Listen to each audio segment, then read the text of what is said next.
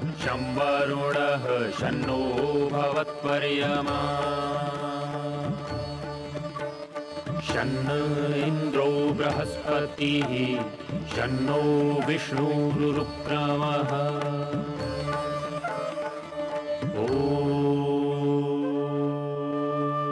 शांति शांति शांति।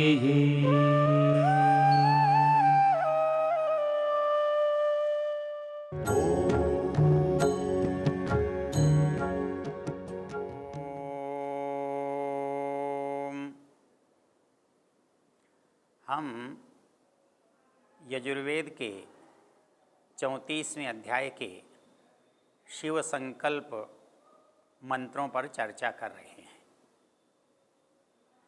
ये प्रारंभिक 6 मंत्र हैं और इन 6 मंत्रों में प्रत्येक के अंत में तन्मे मनः शिव संकल्प ऐसा पद है।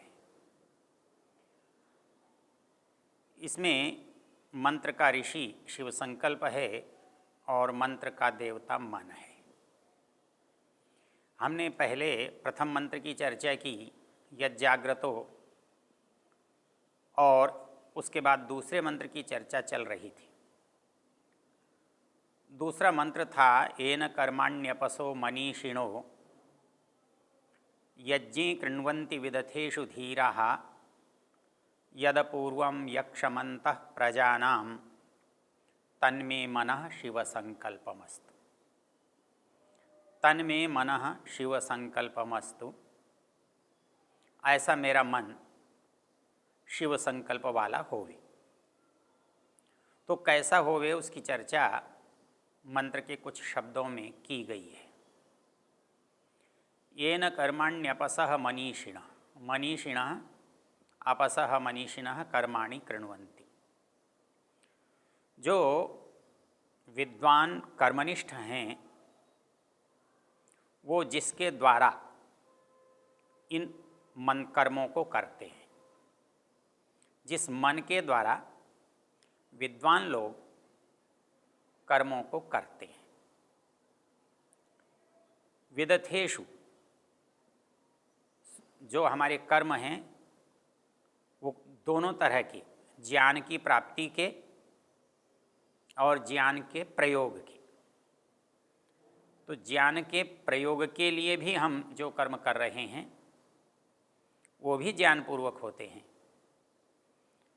और ज्ञान को बढ़ाने के लिए जो कर्म कर रहे हैं उनमें भी ज्ञान की आवश्यकता होती है। तो विदथेषु इस शब्द का अर्थ युद्धेषु विज्ञानेषु, विज्ञान के जानने के लिए या युद्ध जैसे व्यापार व्यवहार को करने के लिए हमें किसकी आवश्यकता होती है? मन की। धीरा, जो धीर लोग हैं उनका मन उनके अधीन होता है। एक बहुत रोचक बात यहाँ ध्यान में आ सकती है, धीर का मन से क्या संबंध है?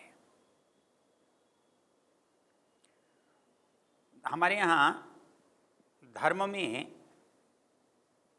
धीरता को पहला स्थान दिया है,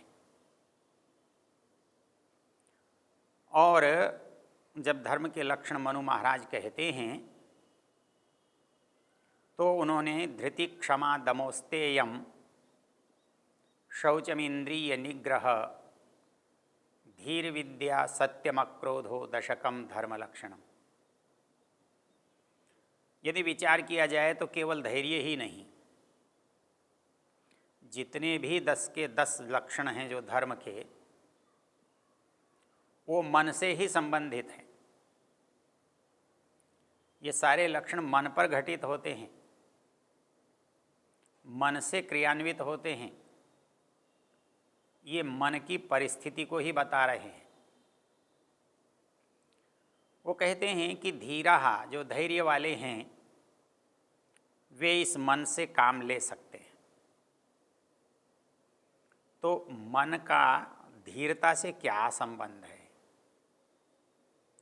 वास्तव में धीरता कुछ भी नहीं, मन की परिस्थिति है। जब मन एक स्थान पर रहकर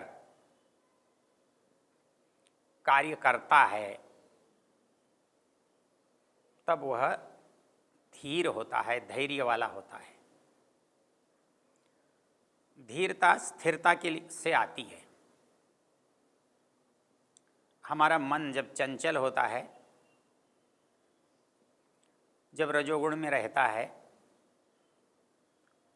तब हम या तो भय से पीड़ित होते हैं या काम क्रोध लोभ से पीड़ित होते हैं। इन परिस्थितियों में हम मन से वो काम नहीं ले सकते जो हमें सफलता दिलाए। इसलिए कहा गया है कि जो मन जीता गया है, अर्थात जो हमारे चलाए से चलता है, हमारी इच्छा से चलता है, वो मन हमें विजय दिलाता है। और जब हम मन के अनुसार चलते हैं तो वो मन हमें पराजय की ओर ले जाता है। तो यहाँ पर मन के लिए जो बात विशेषण के रूप में कही, वो कही कि धीर लोग, विद्वान लोग, स्थिर मन वाले लोग इससे काम ले सकते हैं। मंत्र में जो आगे शब्द आया है, येन कर्माण्यपसो मनीषिणो, तो यज्ञे कृण्वन्ति विदथेषु धीरा। अगले मंत्र के भाग में मन की एक और विशेषता की बात कर रहा है। यद अपूर्वम यक्षम अंतः प्रजानाम, प्रजानाम अंतः अपूर्वम यक्षम। यक्ष शब्द जो है विशेष शक्तिमान, विशेष ऊर्जावान, विशेष ज्ञानवान, ऐसे संदर्भ के लिए आता है। मनुष्यों से ऊंची जो योनि है उसके लिए यक्ष शब्द का प्रयोग आता है। बहुत बौद्धिक लोग हैं उनके लिए आता है। तो कहते हैं कि ये मन जो है ना, ये यक्ष है,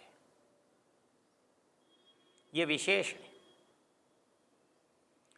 तो और उसकी दूसरी विशेषता क्या है, दूसरी बात क्या है यहाँ पर? प्रजानाम अंतः, प्रजानाम बहुवचन है और प्रजा केवल मनुष्यों के लिए नहीं आता। प्रजा शब्द जो है वो प्राणी मात्र के लिए आता है। प्रजा प्रकृष्टा, प्रकृष्ट जो उत्पत्ति है वो प्रजा है। इस संसार में प्रजायते इति प्रजा, जो उत्पन्न हो रही है वो प्रजा है। तो वो मन जो है केवल मनुष्य का ही नहीं है, क्योंकि मन तो प्रत्येक आत्मा से जुड़ा हुआ है। और वो जीवात्मा मनुष्यों में है, वैसे ही पशुओं में है, पक्षियों में है, कृमि कीट पतंग में है, और उस आत्मा के साथ वैसा ही मन भी है। और ये मन जो है आत्मा के साथ प्रत्येक है। एक ही आत्मा के साथ एक मन है। यदि एक आत्मा के साथ यदि एक मन न हो तो इस मन के साथ एक परिस्थिति पैदा हो जाएगी। यदि किसी का भी मन किसी के साथ लग जाए तो करेगा कोई और परिणाम किसी को भोगना पड़ेगा। इसलिए ये मन जो है ये प्रत्येक के साथ है। और हम ये सोचते हैं कि मन शायद अपनी इच्छा से जा सकता है या कर सकता है। इसको हमने पिछली चर्चा में अच्छी तरह से देखा और समझा है कि मन साधन है और साधन सदा जड़ होते हैं। एक मनुष्य किसी बड़े से बड़े साधन का क्यों न उपयोग करता हो। एक व्यक्ति हवाई जहाज चला रहा है, रेल चला रहा है, मोटर चला रहा है या साइकिल चला रहा है, कुछ भी क्यों न चला रहा है, जो चलाने वाला है वो चेतन है और जो चलने वाला है वो जड़ है। इसलिए मन भले ही चेतन लगता हो, लेकिन साधन होने के कारण, करण होने के कारण जड़ है, और जड़ अपनी इच्छा से कहीं भी आ जा नहीं सकता।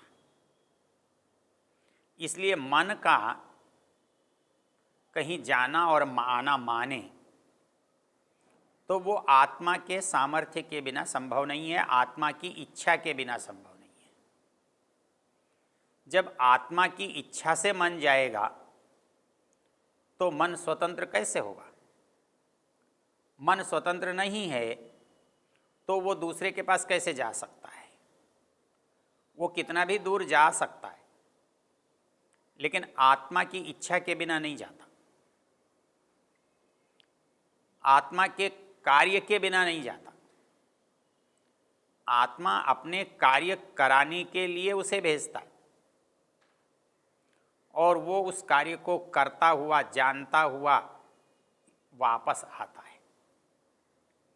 तो वो एक है, जड़ है, आत्मा के द्वारा निर्देशित है। तो इसलिए यहाँ पर एक शब्द का उपयोग किया है कि वो मन जो है यक्षम अंतः प्रजाना, वो यक्ष है, वो एक है, वो प्रजाओं के अंदर है। तो इससे दो बातें बहुत स्पष्ट हो जाती हैं कि वो अंतःकरण है, साधन है, अंदर का है, और दूसरा वो सबके पास है, सबके पास होने पर भी एक नहीं है। जैसे हर शरीर में आत्मा है, किंतु सब आत्मा मिलकर एक नहीं है। एक जैसा होना और एक होना, इसमें अंतर है। एक जैसी चीज़ें तो एक कारखाने में हजारों लाखों बनती हैं, वो एक जैसी होने पर एक नहीं होती। तो वैसे ही अनेक आत्माओं के पास जो मन है वो एक जैसा तो है, किंतु एक नहीं है। कर्ता भिन्न भिन्न हैं, इसलिए कर्ताओं के जो साधन हैं वो भी भिन्न भिन्न हैं। इसलिए हर एक के पास अपनी अपनी इंद्रियां हैं, तो हर एक के पास अपना अपना मन होगा। हर एक को अलग अलग हाथों से काम करना पड़ता है, प्रत्येक व्यक्ति को अलग अलग पैरों से चलना पड़ता है, प्रत्येक व्यक्ति को अलग अलग मस्तिष्क से सोचना पड़ रहा है।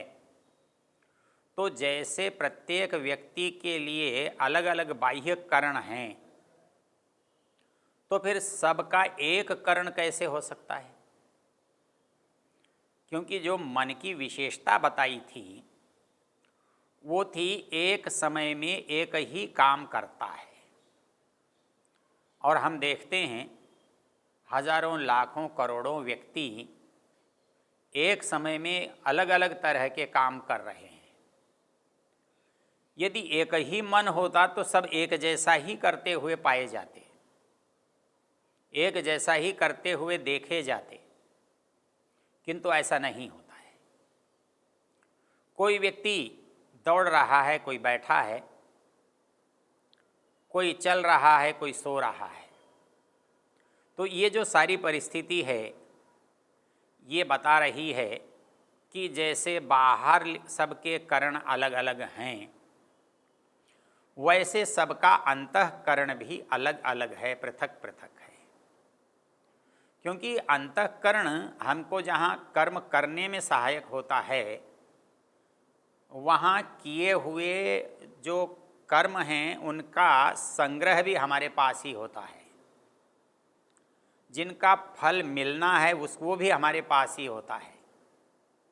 यदि किया हुआ काम हमारे पास नहीं होगा तो किए हुए काम का फल किसी हमारे पास कैसे आ जाएगा? तो किए हुए काम का फल क्योंकि हमको मिलता है, इससे ये सिद्ध है कि जो किए हुए काम का संस्कार है, बीज है, कर्माशय है, वो भी हमारे पास ही होता है, हमारा ही होता है। उसका दूसरे से कोई संबंध नहीं होता, दूसरे से वो अलग होता है। ये दूसरों से जब संबंध की बात करते हैं तो एक जगह जाकर आती है। कहाँ आती है? वो तब आती है, हमने जैसा पीछे देखा कि जो सूक्ष्म शरीर था उसमें हमारी जो अवस्था थी तीसरी, उस समय हमारा मन जो है विभु और व्यापक था। वो स्थिति रचना की दृष्टि से है, अर्थात मन जिस तत्व से बना है वो तत्व सबका एक है। इसलिए जब हम अपने को उस धरातल पर ले जाते हैं तब उस तत्व की एकता के कारण हम दूसरे के मन के भावों को समझते हैं, पकड़ते हैं, जानते हैं। इसलिए ऐसा लगता है कि जैसा एक मन दूसरे के मन को जानता है, दूसरे के मन को पहचानता है। तो इस दृष्टि से यहाँ जो शब्द प्रयोग किए गए तो वो ये कहता है, येन कर्माण्यपसो मनीषिणो यज्ञे कृण्वन्ति विदथेषु धीरा यद अपूर्वम यक्षम अंतः प्रजानाम। तो यद अपूर्वम यक्षम अंतः प्रजानाम, तो सब मनुष्यों प्राणियों के अंदर ये अपूर्व कार्य करने का जो साधन है वो हमारे अंदर है, सबके अंदर है। और इसलिए सभी लोग उस साधन से ही काम करते हैं, उस साधन से काम करते हैं, इसलिए सभी बाहर अंदर के काम कर पाते हैं। तो अंतः प्रजाना अर्थात जैसा अंतःकरण हमारे अंदर है वैसा ही अंतःकरण दूसरे प्राणियों में भी है। उसकी क्षमता उनके शरीरों के अनुसार होती है। जैसे बिजली कितनी भी होती है, लेकिन आपने उसका इंजन जितने हॉर्स पावर का, अश्वशक्ति का बनाया होता है वैसा ही काम करता है। तो वही स्थिति हमारे मन की भी है। हमारा मन भी उसी तरह से, जिस तरह का शरीर उसे मिलता है, जिस तरह के साधन उससे काम करता है।